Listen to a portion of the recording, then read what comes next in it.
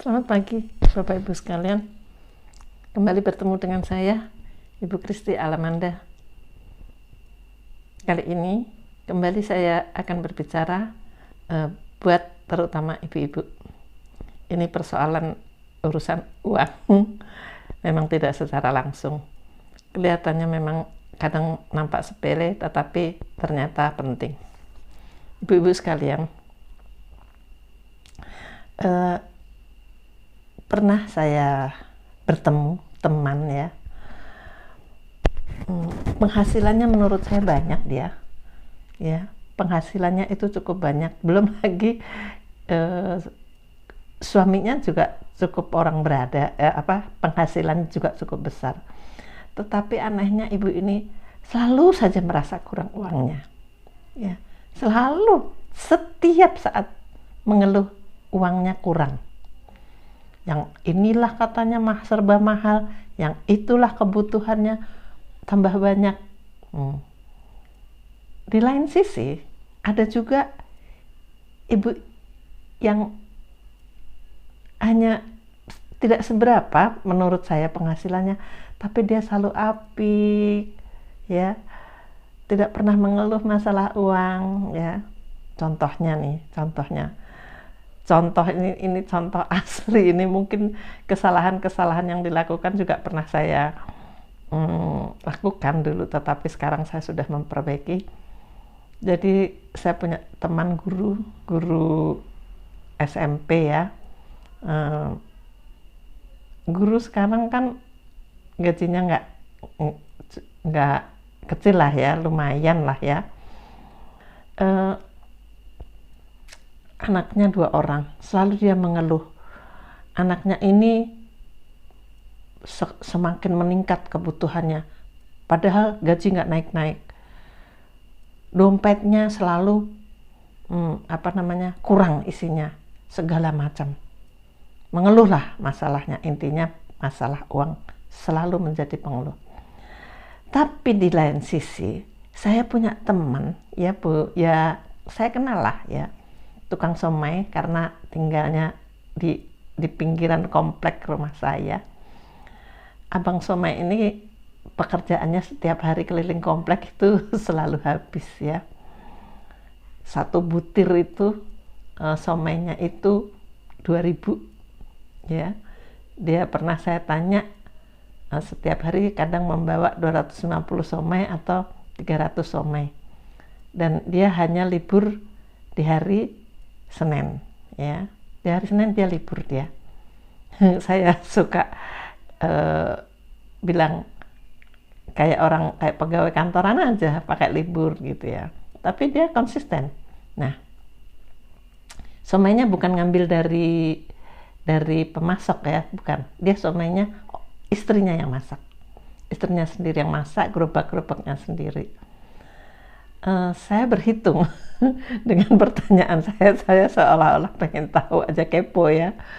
Dengan kalau katakanlah dia membawa 200 somai, kalau 200 somai dikalikan 2.000 itu kan jadi 200.000 satu hari, 200.000. Kalau modalnya aja kira-kira 50.000 ya, jadi pemasukannya 150.000. Sesungguhnya persoalannya bukan ada di berapa dia mendapatkannya. Ternyata saya pernah belajar dari seorang ahli manajemen keuangan gitu ya, bahwa mengatur uang itu juga berawal dari cara memperlakukan dompetnya ya. Jadi ibu-ibu sekalian, perhatikan dompet ibu-ibu ya. Isi dompet jangan dipakai untuk isi bekas setruk dari bank, isi tanda terima, isi segala macam ya. Sehingga dompet itu seolah-olah menjadi tempat sampah. Nah, perhatikan ibu-ibu, ternyata saya juga baru memahami, jangan memasukkan segala sesuatu ke dalam dompet.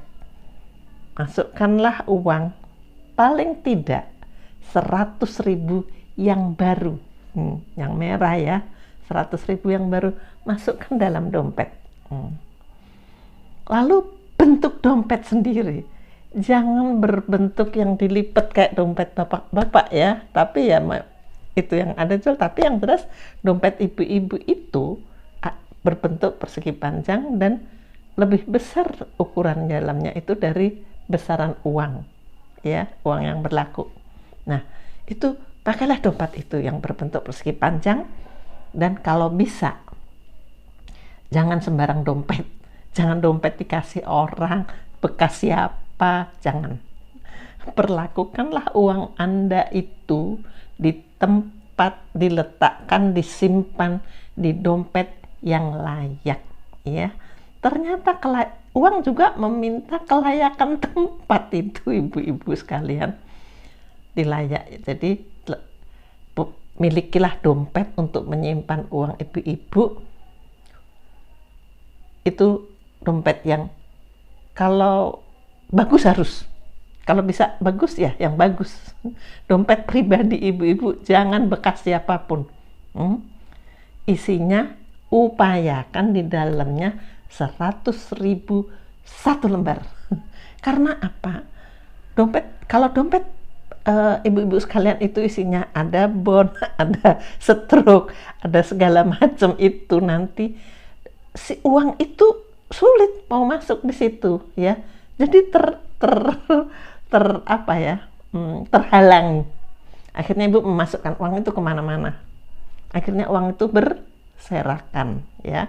Mungkin ada ntar di dalam tas lah, ntar ada di mana lah ya gitu. Sehingga pada waktu ibu berpikir punya uang, di dompet nggak ada. Nah, emosi kan. Jadi perlakukanlah uang itu sebaik mungkin. Simpan di dalam dompet yang khusus untuk uang.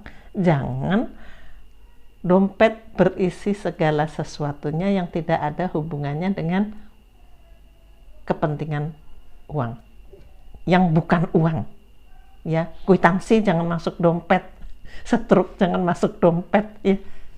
Mungkin ada di tempat lain, tetapi dompet untuk uang khusus spesifik ya. Sediakan tempat yang kosong, yang longgar, supaya uang-uang yang masuk itu ada tempatnya ya. Jangan ditempatin tempat-tempat yang bukan uang. Nah, dari situ saya juga belajar ibu-ibu sekalian. Dari situ makin terasa uang kita semakin hari semakin meningkat. Nah, ternyata menata uang itu juga berawal dari dompet kita. Lalu meletakkan dompet, menyimpan dompet di mana pun jangan di sembarang tempat ya. Ada yang di laci, kadang-kadang di meja ya, ada yang di dapur, ada yang di atas lemari, nggak menentu. Tetapi pastikan konsisten itu tempatnya di lemari ya.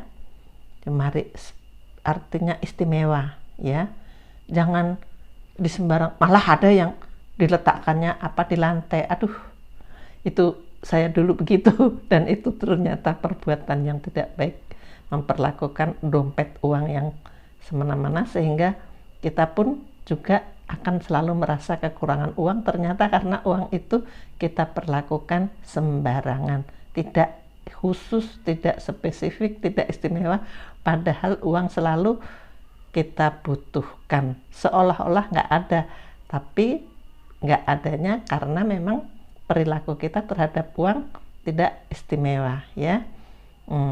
Ingat itu ibu-ibu, dompet khusus, simpannya pun khusus, lalu dompetnya harus bagus, memang harus bagus ya. Ya, kita tidak mendewakan, bukan itu, karena memang kita tahu uang itu kita butuhkan dan itu istimewa untuk kepentingan, untuk memenuhi kebutuhan kita ya. Kita sediakanlah dompet yang bagus, bukan bekas siapa, dan satu ya, harus bagus, dan keduanya bentuknya ya harus seperti panjang itu. Jangan bentuknya yang aneh-aneh. Ada dompet yang sepatu, model sepatu, masukin ke situ ya, kruwel-kruwel masukin, jangan. Harus rapi naruh uang itu, rapi. Usahakan yang baru masukkan ke dompet, supaya yang uang-uang ibu-ibu sekalian itu adalah yang besar, yang rapih, yang bersih, yang terutama yang baru. Perhatikan, saya sudah jalani itu sekitar 5-6 bulan yang lalu. Sekarang mantap hasilnya. Kita tanpa kita sadari ternyata kita itu punya uang yang cukup ya. Kalau tidak berkelebihan, paling tidak cukup, dan kita akan tahu berapa penghasilan kita, uang kita itu ada berapa, sudah kita pakai berapa, sisanya berapa, yang akan kita tabung, kita sisihkan berapa. Itu mantap sekali. Jangan diabaikan, ini ibu-ibu pengalaman saya, dan itu ada hasilnya. Terima kasih, selamat pagi, selamat menerapkan hal ini.